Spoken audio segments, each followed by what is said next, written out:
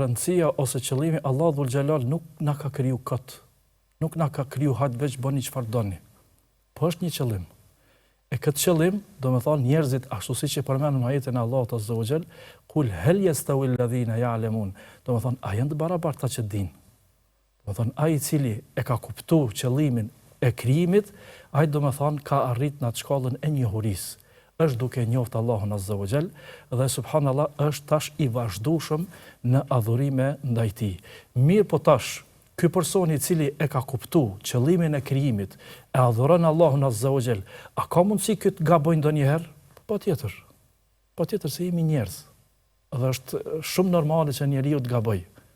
Mirë po, është tjetra se ky që gabon din edhe si t'i qasët gabimit.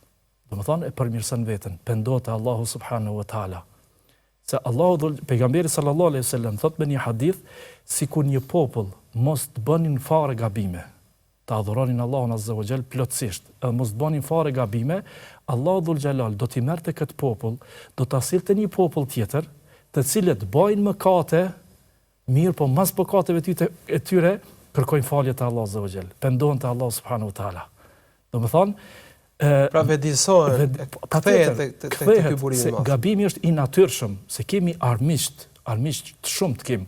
E një prej armiqve kryesor e kemi shejtanin e mallkuar, i cili çmos bën ai që të na devijojnë rrugën e Allahut azza wa jall dhe mundohet që të na fut neve në gaflet, të na fut neve domethënë në shkujdesje që t'i largohemi marifet, t'i largohemi domethënë njohurisë, që të mos ta njohim Allahun azza wa jall ashtu siç duhet.